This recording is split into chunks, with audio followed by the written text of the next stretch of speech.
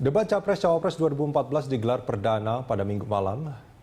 Maksud kami pada Senin malam. Kedua kandidat Capres-Cawapres hadir dan membeberkan visi dan misinya masing-masing terkait tema debat, pembangunan demokrasi, pemerintahan bersih dan kepastian hukum. Hasil dari debat itu sekarang menjadi sorotan media dan para analis. Lalu seperti apa penampilan dan gaya komunikasi kedua kandidat Capres-Cawapres dalam debat semalam? Siapa yang unggul? Untuk mengupas hal itu sudah hadir di studio Direktur Riset dari Saiful Mujani Research and Consulting atau SMRC Jayadi Hanan, dan nantinya juga akan bergabung bersama kami pengamat komunikasi politik Gun-Gun Haryanto. Mas Jayadi, ini kalau kita bicara soal debat semalam, banyak di sosial media sebetulnya kita melihat gitu ya. Ini kata mereka, ini pasangan Jokowi JK unggul di debat yang pertama ini. Nah, bagaimana menurut Anda? Ya, tampaknya para pengamat dan analis cenderung memiliki konsensus ya bahwa dimenangkan oleh Jokowi JK begitu. Tetapi di kalangan pendukung masing-masing tentu pendukung Prabowo akan bilang Prabowo yang unggul, kemudian pendukung JK Jokowi JK juga akan bilang begitu. Kalau saya menggunakan sekitar 4 kriteria ya untuk melihat itu. Pertama adalah gestur, bagaimana gerak fisik ini terhadap lawannya. Itu satu. Yang kedua, sikap fisik dan emosi mereka, rileks atau tidak dan sebagainya. Yang ketiga, soal substansi yang dibicarakan. Dan yang keempat, kemampuan untuk membuat koneksi dengan masyarakat dalam debat ini. Nah, kalau kita menggunakan 4 kriteria itu, misalnya dari segi gestur, biasanya kandidat yang dianggap menang adalah kandidat yang lebih dulu menyapa lawannya. Nah, dalam konteks ini kalau Anda perhatikan gestur dari pasangan Jokowi JK sejak awal itu adalah mereka yang pertama mendatangi pasangan Prabowo Hatta. Jadi di sisi itu mungkin mereka dianggap lebih menunjukkan kesiapan untuk berdebat. Yang kedua dari segi sikap fisik dan mental yang emosi ya, itu bisa kita lihat apakah seorang atau pasangan itu lebih rileks dalam menyampaikan pendapatnya atau lebih kurang emosi dan sebagainya. Nah, di sini juga tampaknya terlihat Jokowi JK lebih unggul di luar yang diperkirakan ya. Nah, yang ketiga ini diperkirakan karena pada saat deklarasi damai sebelumnya Jokowi terlihat sangat kaku gitu ya. Segala macam. Seperti apa? Ya dalam tanda kutip robot. Seperti orang yang marah atau apa begitu ya. Seperti orang yang memendam marah. Tapi tadi malam terlihat tampil lebih rileks, lebih dengan sikap tubuh yang lebih tenang begitu. Agak sedikit berbeda dengan pasangan, terutama Pak Prabowo, terutama di bagian-bagian awal yang terlihat seperti agak tegang. Dan kalau dari nada suaranya juga terlihat agak bergetar ya? Gitu. Jadi biasanya itu diperhatikan orang untuk menilai debat. Lalu kemudian yang ketiga ya soal substansi. Nah, soal substansi itu kita harus melihat per segmen ya, kan ada 6 segmen kemarin. Ya, kita bisa cek. Saya kira secara umum beberapa segmen itu menunjukkan keunggulan dari Jokowi JK, ke beberapa segmen seimbang gitu. Jadi itu mungkin yang membuat para analis mengatakan bahwa secara keseluruhan mungkin Jokowi JK unggul. Tetapi ada satu yang kedua-duanya lemah. Apa itu? Yaitu dalam debat ini sebetulnya tujuannya adalah meyakinkan para pemilih. Jadi seharusnya para kandidat ini berbicara langsung melalui televisi kepada para pemilihnya. Nah, di sini tampak kelihatan para kandidat ini berdebat sesama mereka saja atau berbicara sesama mereka. Hanya ada 1-2 momen di mana para kandidat ini tampak mengarahkan pembicaraannya langsung kepada masyarakat, yaitu di momen pertama dan yang terakhir. Itu yang terlihat. Tapi ketika mereka membicarakan hal-hal substantif dalam jawaban mereka tampak seperti berbicara sesama mereka sendiri, tapi mereka seperti melupakan bahwa rakyat menonton saja, harusnya dia berbicara langsung kepada rakyat. Itu yang tampak yang kedua-duanya masih agak kurang. Artinya bagaimana cara mereka harusnya melihat, ya kalau berbicara secara langsung, secara gestur artinya melihat ke kamera gitu. Meyakinkan kepada rakyat bahwa kalau Anda memilih saya, maka pemerintahan akan seperti ini. Kalau Anda memilih saya, maka dan seterusnya. Itu yang tampak masih kurang. Tapi mungkin karena mereka ini capres-cawapres bukan debater kali ya, Mas Jayadi. Kita akan sambungin di segmen berikut. Ya, dialog kita lanjutkan kembali masih bersama Direktur Riset SMRC Jayadi Hanan. Mas Jayadi, ini kalau kita bicara soal tema semalam itu kan ada demokrasi, pemerintahan yang bersih dan kepastian hukum. Sebetulnya masyarakat itu ini kalau kita melihat media itu itu ratingnya dan share-nya naik semua. Artinya ini menjadi perhatian masyarakat. Mereka menunggu apa yang akan dilakukan gitu oleh capres-cawapres ini jika mereka terpilih soal demokrasi, kepastian hukum dan juga pemerintahan yang bersih, artinya tidak koruptif seperti itu. Nah, kalau menurut pandangan, anggaplah saya sebagai penonton yang awam semalam itu melihat sama sekali tidak menjawab sebetulnya. Bagaimana Anda melihat? Ada beberapa hal yang memang tema itu kan besar ya dan sulit untuk ditangkap masyarakat kalau menggunakan bahasa-bahasa yang sifatnya jargon. Gitu. Karena itu harus diturunkan ke level yang bisa bahasa yang bisa dimengerti oleh masyarakat secara keseluruhan, baik yang pendidikannya tinggi maupun yang pendidikannya rendah. Ada beberapa line atau kalimat yang misalnya Jokowi ketika mendefinisikan demokrasi, dia sudah mampu mengatakan dengan bahasa rakyat. Dia mengatakan bagi kami demokrasi adalah mendengar suara rakyat, berdialog dengan rakyat. Itu kan satu bahasa yang bisa dimengerti kan oleh masyarakat. Lalu dia memberikan contoh bagaimana cara melakukannya. Itu saya kira salah satu kalimat terbaik yang dia ucapkan pada tadi malam. Di sisi Prabowo ketika bicara demokrasi, dia mengatakan demokrasi itu adalah alat untuk mencapai tujuan. Betul, salah satu cara bisa dipahami gitu, tetapi memang masih terlalu normatif. Lalu tapi dan kurang diberikan contohnya bagaimana. Itu mungkin Tetapi di segmen lain dalam debat itu Prabowo memberikan satu kalimat juga yang kira-kira mirip dengan yang disampaikan oleh Jokowi. Yang tadi yang mendengar suara rakyat tadi, kalau tidak salah berbicara ketika bagaimana mereka mengatasi tekanan partai-partai yang berkoalisi itu. Prabowo mengatakan saat ini kekuatan public opinion, kekuatan suara rakyat itu sulit untuk dibendung. Nah, itu juga sebenarnya esensi demokrasi juga. Tetapi memang selagi-lagi itu tidak dikoneksi langsung, dihubungkan langsung dengan keadaan masyarakat. Artinya bahasanya kurang membumi seperti itu. Memang kecenderungannya tadi malam secara keseluruhan Jokowi JK cenderung menggunakan bahasa-bahasa yang lebih mudah dipahami dalam arti teknis. Kemudian Prabowo Hatta memang lebih menggunakan bahasa-bahasa yang cenderung slogan besar gitu, meskipun boleh saja sebetulnya, tapi harusnya diikuti dengan kalimat-kalimat yang lebih spesifik dan diikuti dengan contoh-contoh sehingga masyarakat bisa mengerti maksudnya. Bagaimana soal kepastian hukum, soal pemerintahan yang bersih, apakah itu juga cukup menjawab semalam? Ya, jadi itu tadi. Jadi kalau kita perhatikan segmen by segmen itu, seringkali pertanyaan moderator itu tidak terjawab ya, tidak terjawab sesuai dengan pertanyaan. Misalnya kalau Anda perhatikan Prabowo ketika menjawab berbagai pertanyaan dari moderator biasanya akan lari lagi ke tema-tema ekonomi, tema tema kekayaan negara dan sebagainya gitu.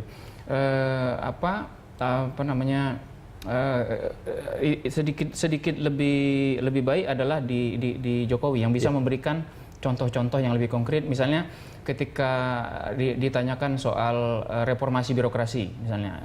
Itu dilakukan karena Jokowi memang pernah berada di situ ya, artinya dia melakukan hal itu. Nah, Mas Jayadi, ini kalau kita melihat debat semalam, sebetulnya apakah ini akan mempengaruhi, taruhlah survei, Anda juga melakukan survei, ini akan mempengaruhi tingkat popularitas dan elektabilitas masing-masing capres-cawapres? Kalau tingkat popularitas kedua calon sudah sama ya. Artinya sudah maksimum ya? Iya, sudah. Tugas mereka adalah memeliharanya saja. Nah begini, memang kami sendiri SMRC belum melakukan secara khusus riset nasional untuk mengecek dampak debat ini kepada pemilih. Itu akan segera kita lakukan.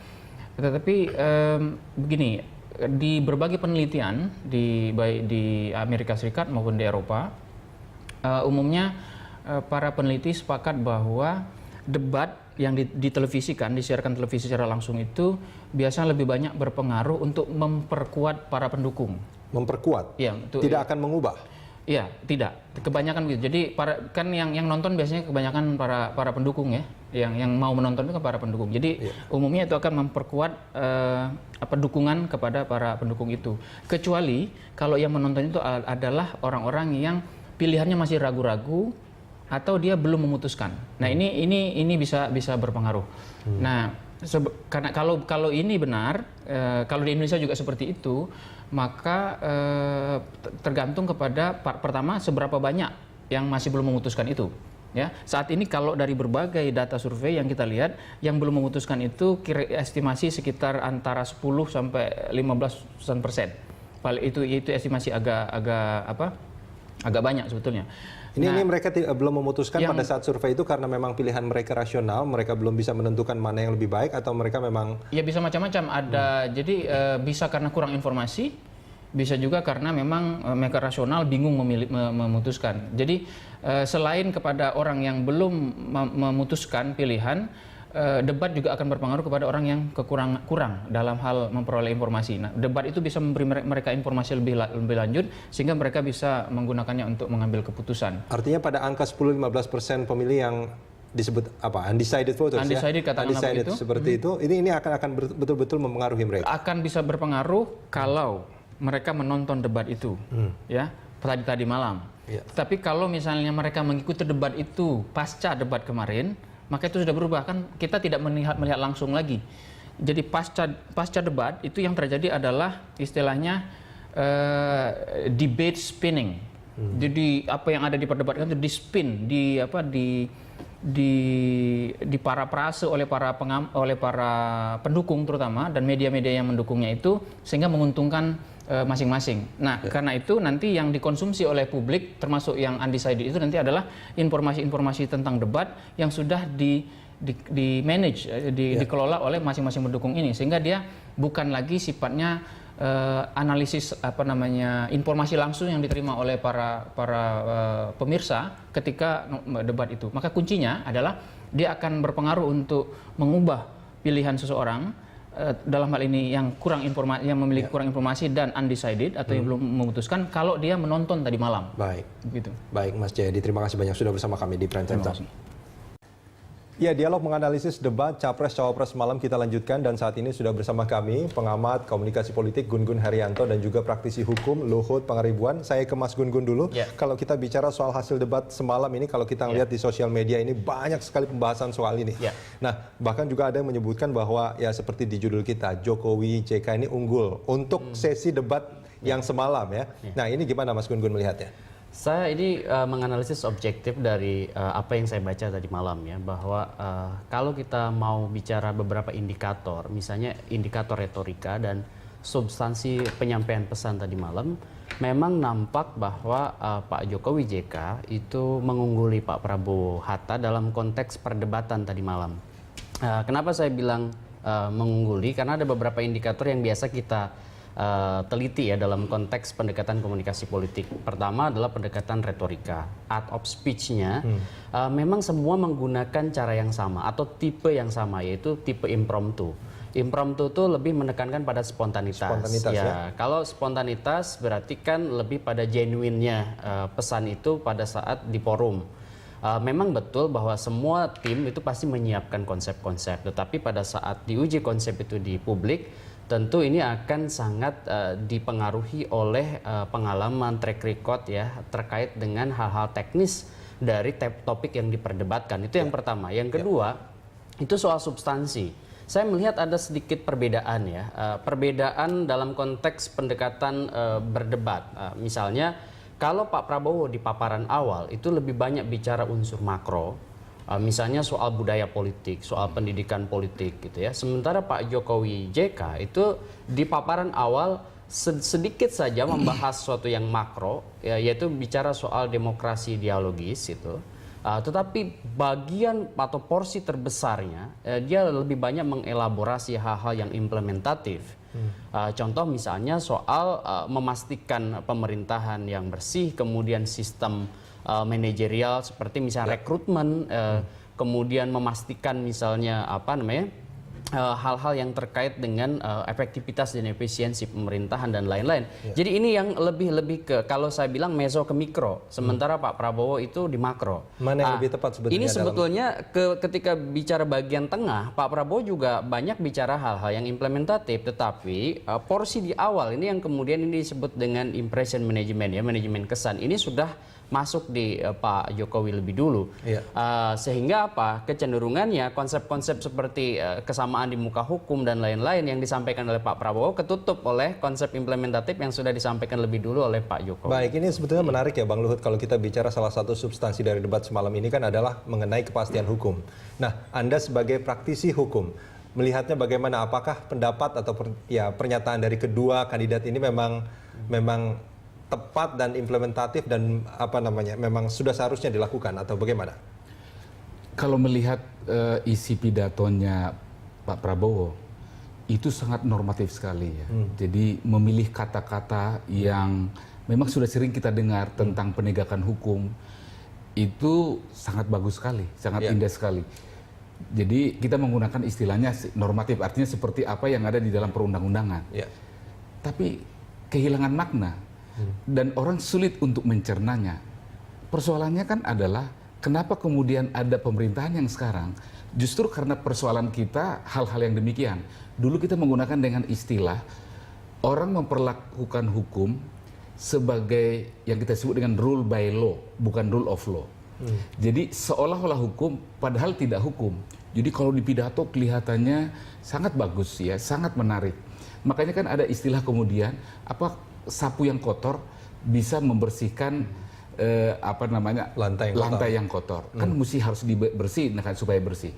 Jadi kesan itu terlihat. Jadi seperti apa yang diomongkan zaman dahulu kala yang direformasi kemudian tentang hukum. Sementara Jokowi tidak berbicara mengenai hukum dalam arti normatif itu tadi, tapi dalam arti apa yang dirasakan oleh masyarakat itu sendiri. Karena tanpa menyebutkan misalnya hukum itu adalah pengalaman setiap orang kan gitu. Tapi Jokowi sudah mengatakan itu. Jadi bagaimana supaya procurement, pengawasan, terus kemudian mengimplementasikan apa yang dikatakan oleh rakyat gitu ketika dia mencoba definisikan demokrasi tadi yang ada istilah tepat tadi yang dikatakan oleh Pak Gunggun tadi. Nah, jadi kalau melihat itu persepsi atau keberpihakan terhadap hukum itu jelas sekali. Walaupun misalnya tentang kita harus dukung KPK, kita harus tambah penyidiknya. Jadi itu sama dengan yang selama ini semua orang juga tahu. Semua juga orang tahu, itu sudah dikatakan. Itu yang kita katakan dulu, itu bukan rule of law, tapi rule by law. Jadi singkatnya yang dikatakan oleh Prabowo itu adalah rule by law, sementara Jokowi adalah rule of law. Itu jelas itu perbedaannya. Artinya kan, kalau boleh saya tanya sedikit saja, Bang Luhut. Artinya dalam upaya membangun pemerintahan yang bersih dan juga kepastian hukum ini, emang tidak ada kejutan sama sekali dari pernyataan mereka? Tidak ada kejutan dari pernyataan mereka, tapi kalau saya yang praktisi hukum yang sudah lama mengamati, jadi apa yang disampaikan oleh Jokowi itu, walaupun tidak terminologi hukum yang dia katakan, tapi itu adalah kebutuhan hukum dari masyarakat itu sendiri. Artinya kan hukum itu adalah pengalaman itu sendiri, bukan apa yang di dalam perundang-undangan. Nah, itu sangat mahir itu Prabowo untuk mengatakan itu. Jadi pemilihan katanya itu luar biasa. Tapi substansinya itu memang dikatakan oleh Jokowi. Nah, itulah barangkali kenapa pengamat-pengamat hari ini mengatakan bahwa itu memang kemenangan telak atau mutlak kepada Jokowi karena sangat genuine kan gitu loh. Ada sangat genuine kan gitu loh ngomongannya kan. Soal genuine ini kita akan sambung di segmen berikut nanti, Mas Gun Gun.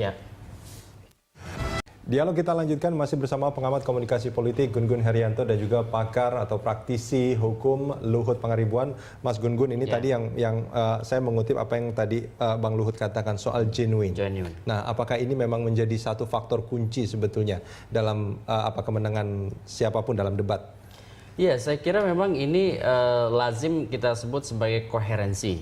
Jadi koherensi itu kan ada 3 material, struktural, karakterologis ya. Genuine itu akan sangat melekat gitu pada orang yang secara karakter memang punya pengalaman atas apa yang dia ucapkan.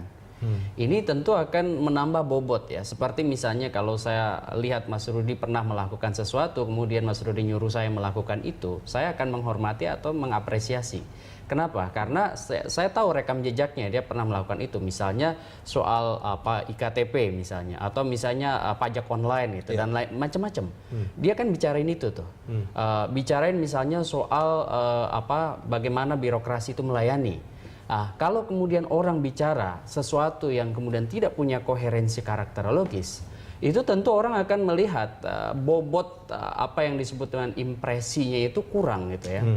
Nah, saya melihat posisi tadi malam Pak Jokowi diuntungkan, dia bicara hal-hal konseptual, program yang dirasakan oleh publik mudah dicerna karena implementatif, dan plus plusnya itu dia sudah pernah melakukan itu meskipun skupnya mikro ya, seperti di Solo, kemudian di DKI. Nah, kemudian orang membaca benang merahnya. Ini yang disebutkan koherensi materialnya kena. Setelah karakternya kuat, tadi malam dia mampu membawakannya dari mulai opening statement sampai closing statement itu ada benang merahnya. Nah, itu yang kemudian artinya dia mengatakan sesuatu yang pernah dia lakukan menjadi pengalamannya dan itu yang akan dia lakukan atau direncanakan ketika kalau dia dalam skala yang nasional. Iya, skala nasional. Sementara pasangan yang satunya itu masih dalam tataran apa? Awang-awang, ide seperti itu. Ini wajar ya karena Pak Prabowo juga kan pengalamannya di militer. Tidak sangat sulit memang untuk dibandingkan dia bukan elected official seperti Pak Jokowi. Kalau Pak Jokowi kan elected official di Solo, dan juga dia memenangi pertarungan elektoral di DKI yang sangat prestisius, yang sangat kompetitif itu, dan dia menang. Nah, artinya ini memang pengalaman, nggak bisa diminimalisir hanya dengan persoalan-persoalan retoris. Retorika itu penting, seperti saya bilang tadi, retorika itu penting sebagai seni berbicara dalam debat. Tetapi yang lebih penting dari itu adalah karakter orang yang membawakannya. Apakah misalnya dia punya rekam jejak atas itu atau enggak? Iya, Mas Gun-Gun, ini kalau kita bicara soal debat semalam, ini kan sebetulnya banyak orang yang kalau kita ngelihat di sosial media pada saat debat berlangsung, itu banyak sekali bukan cacian ya, tapi mengatakan bahwa kok jawabannya begitu, terus kok pertanyaannya begitu, akhirnya mereka tidak puas sebetulnya dengan debat yang dilakukan oleh kedua kandidat ini, gitu. Artinya mereka itu tidak betul-betul menjawab apa yang sedang ditunggu-tunggu oleh publik. Saya kira nggak ada perdebatan yang bisa memuaskan semua orang, karena ini proses dialektis. Artinya ketika orang punya tesis ya, dia wajar kemudian pihak lain punya antitesis, dan publik juga pasti punya antitesis terhadap pernyataan-pernyataan kandidat. Justru disinilah diskursus itu terbentuk dan orang kemudian akan mencari lebih banyak. Misalnya soal visi misi dua kandidat yang sebelumnya hanya ada di KPU atau di kelompok elit, misalnya pengamat gitu ya, media. Publik nggak pernah tahu tuh misalnya mau apa aja dua kandidat itu 5 tahun ke depan.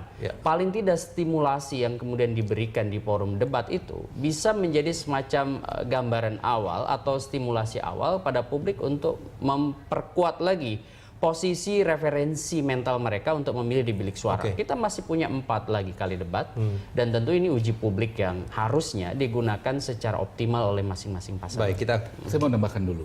Silakan, Bang. Masih dalam kaitan ini tadi, nah yang pertama kan perlu diketahui bahwa mereka ini bicara kepada siapa kan, begitu kan? Jadi kepada masyarakat yang lebih luas. Jadi tadi malam itu saya melihat dalam konteks genuinitas tadi yang saya katakan itu tadi, itu soal bagaimana kesamaan apa yang dipikirkan, apa yang dalam hatinya dan apa yang diucapkan. Kalau Prabowo ada kesan itu ya, itu ada satu perbedaan gitu. Jadi ada sesuatu yang harus di-frame, ada sesuatu yang harus ditutup-tutupi. Nah sementara Jokowi makanya kemudian jadi lancar karena sama gitu antara apa yang dipikirkan, apa yang dalam hatinya dan apa yang dilakukan. Ditambah lagi, atau memang itu yang sudah dilakukan kan begitu. Itu atau yang mungkin karena latihannya lebih lama mungkin Jokowi JK daripada Prabowo Hatta. Bukan soal latihan saya kira. Kalau itu latihan akan cepat dia patah saya kira. Akan kehilangan kata-kata yang akan diucapkan gitu. Tapi menurut saya kata-katanya Prabowo itu ada saya kira yang dia harus frame gitu loh supaya kelihatan. Misalnya tanya saja kepada atasan saya kan begitu. Ini bisa menjadi kata kunci saya kira di ke depan. Tanya kepada atasan saya. Dan saya itu kira juga ditanyakan oleh Pak Yusuf Kalla sebetulnya pada debat. Makanya kan jawabannya adalah tanya aja pada atasan saya. Nah sekarang kita dengarkan atasannya sekarang dan mulai kan ada dalam media kan sekarang ini kan. Kita sambung ini di segmen berikut nanti Bang Luhut. Ya, dialog kita lanjutkan kembali, Bang Luhut. Ini kalau ini saya bersikap sebagai orang yang netral, tidak berpihak pada siapapun, tapi saya mencoba untuk kritis. Makanya saya menilai debat capres-cawapres kemarin itu nilainya hanya sekitar 5-6 saja gitu dari jawaban mereka. Kalau Bang Luhut sendiri menilainya gimana? Iya, kalau secara keseluruhan memang substansi dari debat itu masih belum sesuai dengan harapan seluruh, kalau boleh saya mengatakan begitu, masyarakat Indonesia. Tapi karena ini baru debat pertama dari 5 ya, jadi masih ada 4 lagi. Nah kita berharap akan lebih banyak lagi. Ya walaupun debat ini tentu tidak merefleksikan seluruh hal apa yang akan dikatakan. Karena waktunya kan dia menjawab cuma 5 menit kan gitu. Bagaimana membuat 3 menit ya dua-duanya kan begitu. Jadi Ya tinggal orang yang pandai bicara saja barangkali nanti yang bisa kelihatan bagus, padahal belum tentu dia akan lebih bagus. Tapi memang yang lebih penting adalah bahwa sekarang kan menjadi titik tolak adalah soal kejujuran, ketulusan gitu ya, untuk berbuat bangsa dan negara ini. Bukan sesuatu yang dibungkus-bungkus gitu, yang sebenarnya banyak penumpang-penumpang gelap gitu dalam gerbong-gerbongnya dia kan begitu. Nah itu yang saya kira akan menjadi titik tolak nanti ke depan. Jadi siapa di antara mereka ini yang sungguh-sungguh memang untuk melayani, bukan untuk kemudian retorika di bungkus-bungkus. Kalau dari debat semalam itu bisa kelihatan nggak kejujuran dan ketulusan itu mereka? Itu yang saya lihat. Itu tadi kesatuan tadi apa yang dipikirkan dan apa yang ada dalam hati dan apa yang dikatakan. Saya melihat mengamati kan kelihatan dari gesturnya, gerakannya yang banyak. Kalau lihat gerakannya Prabowo sangat banyak sekali. Jadi seperti sesuatu ada yang harus dipoles gitu. Jadi jangan sampai ada slip of the tongue gitu ya. Jadi jangan sampai ada statement yang kemudian bisa berkembang. Yang menurut saya ada barangkali yang mungkin seperti kita lihat pada hari ini. Jadi soal isu HAM itu kan memang itu sudah public known kan gitu ya, bahwa ada pelanggaran HAM. Iya, selain soal HAM juga soal ini ya, apa namanya, kepastian hukum bahwa hukum itu untuk semua. Itu juga menjadi pertanyaan juga ketika Pak Hatta mengatakan itu sebetulnya. Kalau kita baca di sosial media itu banyak orang yang mempertanyakan soal jawaban Pak Hatta. Ya, jadi mereka mencoba sebenarnya apa yang ditulis dalam buku. Tentu tidak akan sempurna karena mereka bukan ahli hukum kan gitu. Nah, jadi ketika saya melihat itu kan hanya memilihkan kosa-kosa kata yang ada di dalam hukum, tapi dia sendiri sebenarnya tidak bisa lebih detail kan. Misalnya kan begini sekarang, banyak kita sekarang berpihak kepada pemberantasan korupsi. Tapi kalau cara pemberantasan korupsi, misalnya dengan katakanlah mengecilkan yang banyak dibicarakan polisi dan kejaksaan, apa itu baik? Ya, bukan berarti kita nggak setuju misalnya KPK.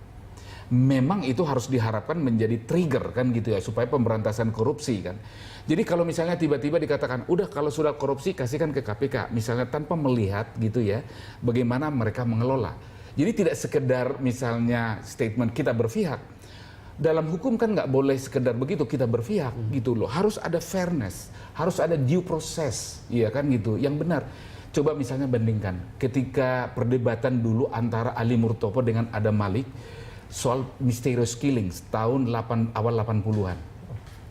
Ini Petrus ya? Petrus, yang dikatakan Petrus nggak boleh kemudian menjadi Matius. Petrus penembak misterius, Matius mati misterius. Waktu itu Ali Murtopo mengatakan, apa sih, kan ribut kita waktu itu di LBH kan gitu. Apa sih ruginya kan gitu loh, mati 100-200 orang untuk 150 juta penduduk Indonesia. So simple loh dikatakan. Adam Malik dia bilang, nggak benar itu katanya. Kata Adam Malik. Kenapa nggak lakukan begini? Tangkap pagi hari, adili siang hari, eksekusi malam hari. Sama hasilnya penjahat dihukum mati. Nah yang terjadi kan adalah di stigma, semua orang yang pakai tato adalah penjahat, adalah preman. Nah karena dia penjahat dan preman, boleh dibunuh tanpa ada satu proses hukum.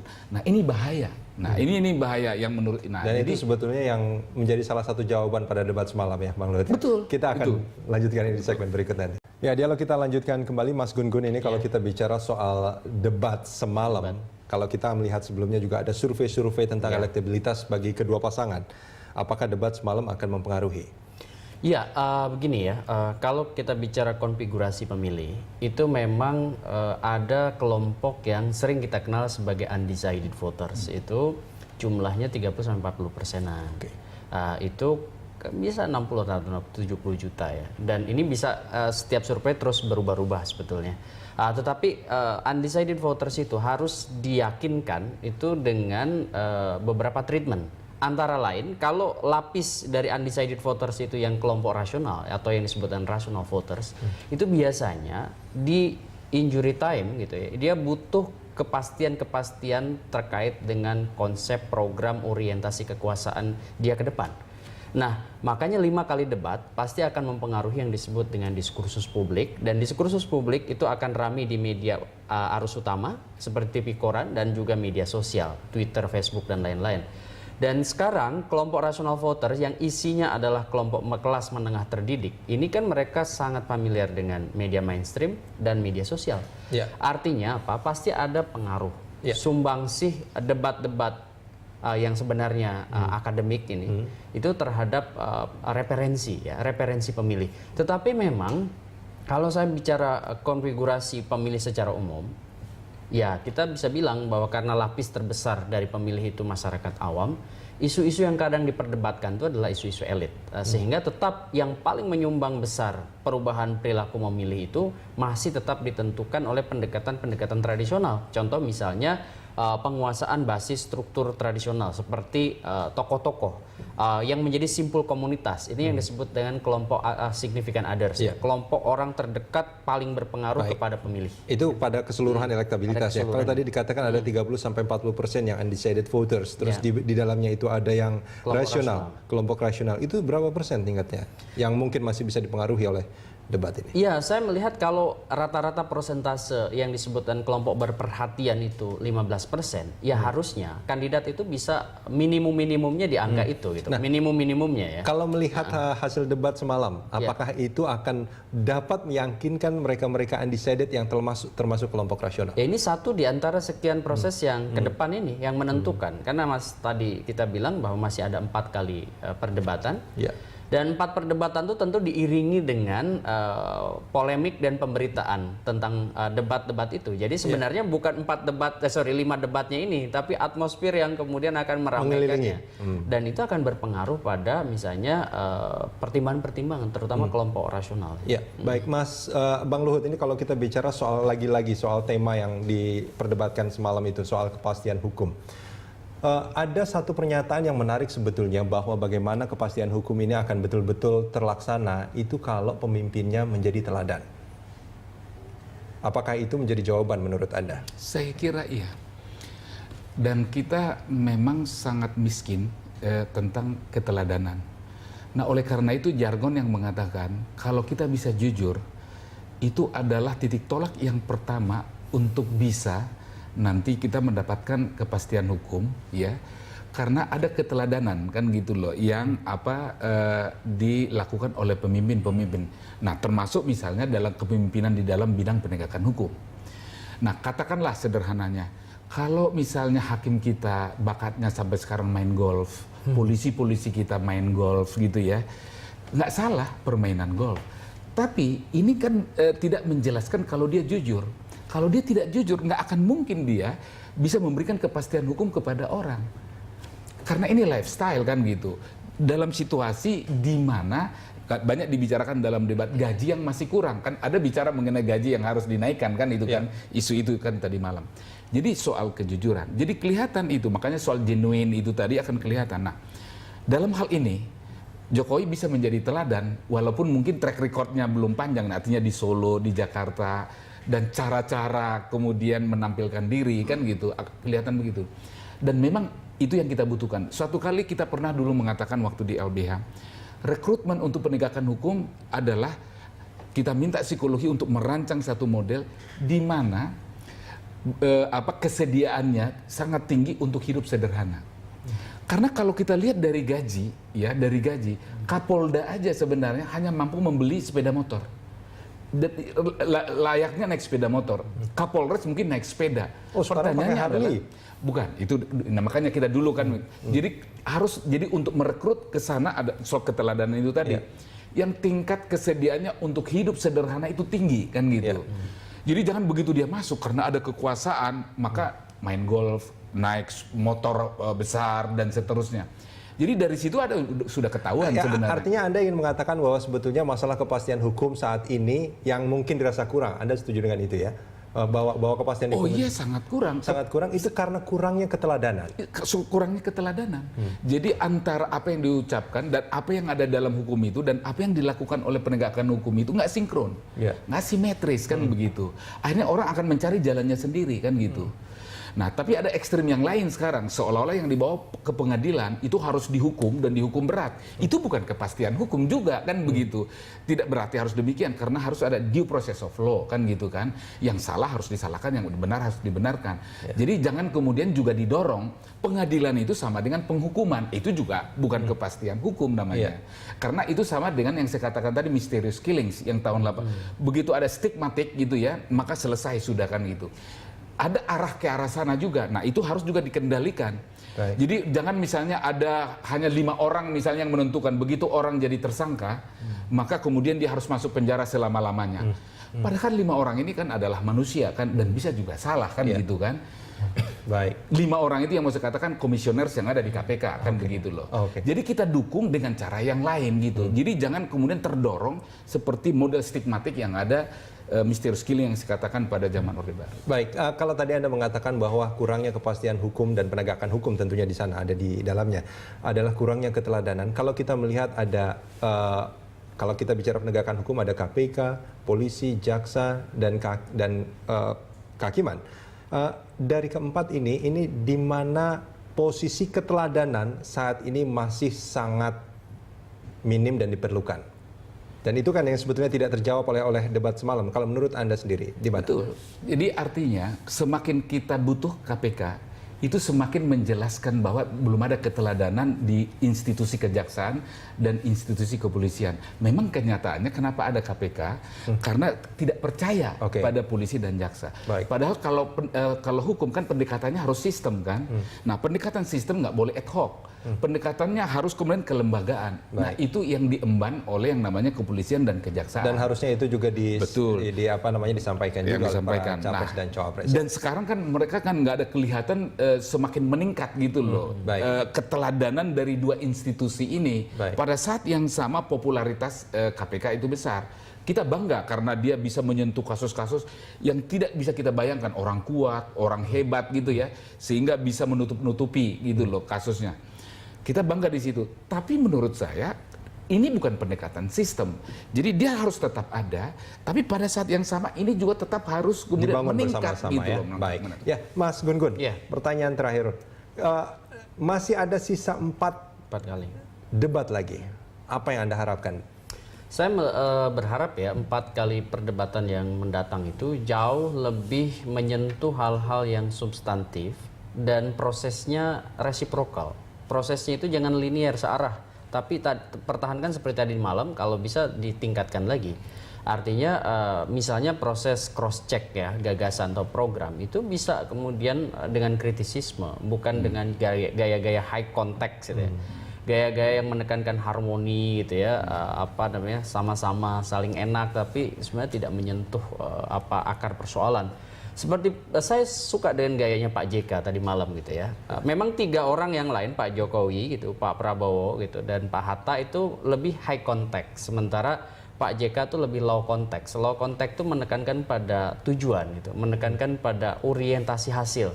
Dan dia bertanya misalnya soal penegakan HAM ya, hukum di bidang HAM itu yang kemudian memancingkan reaksi lawan. Dan ini bukan itu yang saya menarik, karena kalau HAM-nya sendiri kan Bang Luhut yang mengomentarin.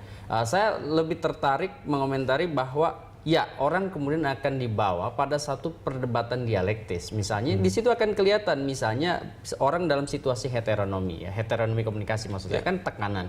Dan itu akan misalnya apakah dia benar-benar punya kapasitas misalnya untuk punya daya tahan di situ.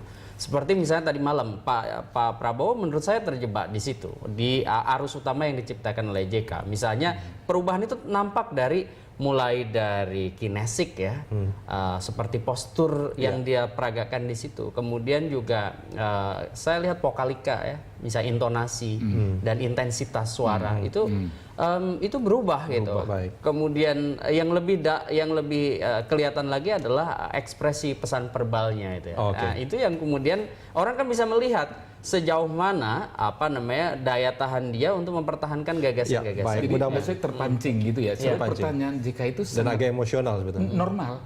Bagaimana dia menyelesaikan HAM masa lalu dan yang akan datang? Tinggal dia katakan aja. Kita kan ada pengadilan HAM. Siapa yang salah dibawa ke pengadilan kan gitu loh. Tapi dia selesai, tapi kenapa panjang? Nah, dia merasa bahwa itu menyerang dia kan gitu. Sehingga dia defense dari yang dikatakan tadi urayanya. Betul itu. Baik. Mudah-mudahan di 4 debat yang akan datang nanti akan lebih baik lagi. Baik. Mas Gun-Gun terima kasih banyak. Sama-sama. Terima kasih banyak sudah bersama kami.